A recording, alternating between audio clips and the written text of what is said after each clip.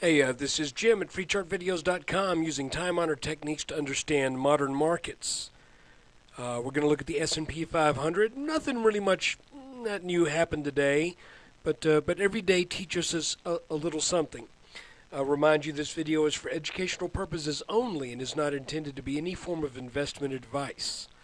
I can draw lines on charts, but you have to draw your own conclusions from your own due diligence and make investment decisions that are suitable for your financial situation.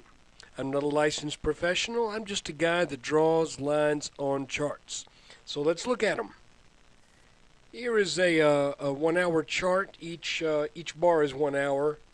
Goes back to November, December, January, now February, and you can see just how close this little green region is right here.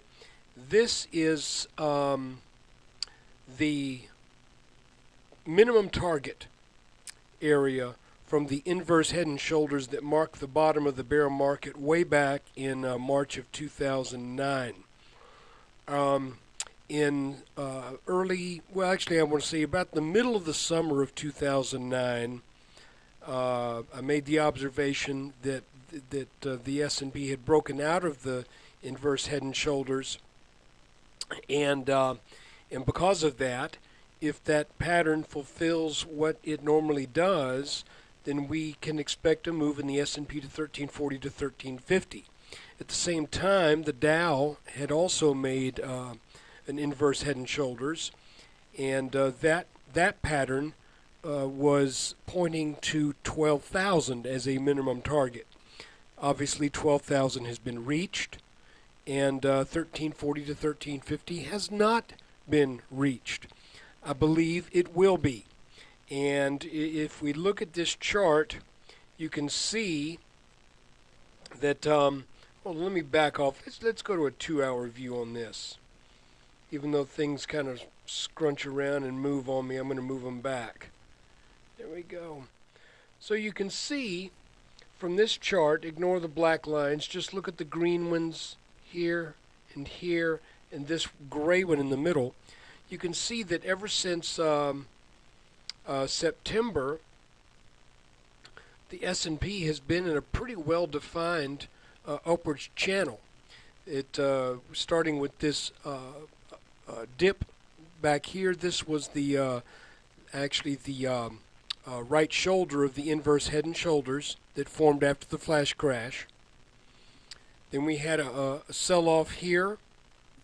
Then the last sell-off we had on the Egyptian news, and you can see how this line that was defined here and here held up very nicely right here. Now, what I'm thinking at this point, and I mentioned this before, let me move this again, is that I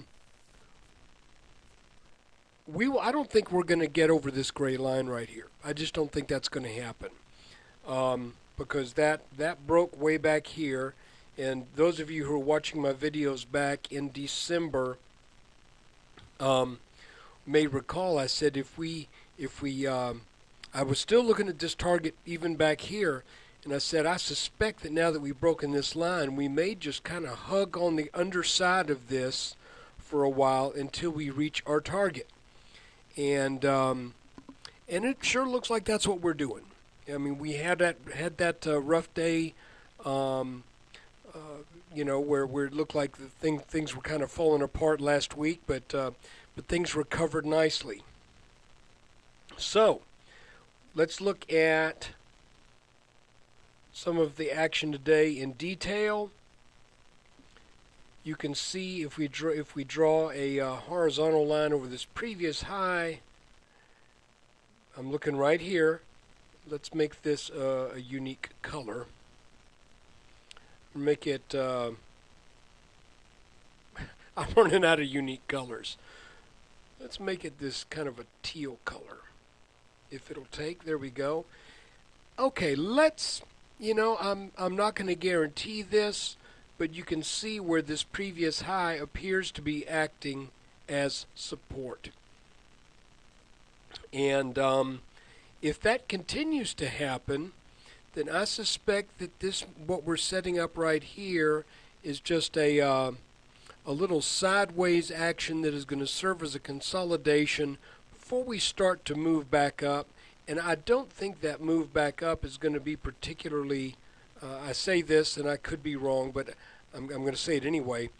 I don't think it's going to be particularly explosive because there just isn't that much room for it to be. Now, it is possible that we could continue sideways until we hit this line, which would mean 2 more days of just kind of lackluster sideways trading. Then we bound up maybe to something over 1316, maybe even as high as 1320 for another touch on this line. Right now that's a little speculation. You know, we have to watch the charts every day. You can't really let your guard down and say, well, because this happened, then in 3 weeks this is definitely going to happen. There are some long-range things you can draw from charts, but they typically, got to move this line again. That bothers me. And actually this line ought to be here. So anyway, you get the idea.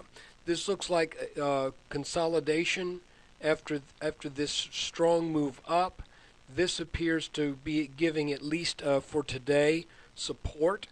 So let's see if this line, which is drawn from here and here, let's see if this also gives us support should this line break, or should we run into it in 2 or 3 days. So anyway, I just wanted to give you a little update on what I thought was going on. And if you get a chance, please visit freechartvideos.com. And I'll ask you too, if you haven't already, subscribe to my YouTube channel. You know, I do this for free. And I know I've been helping some people make some money. And in some cases, I've been helping some people not lose any more money.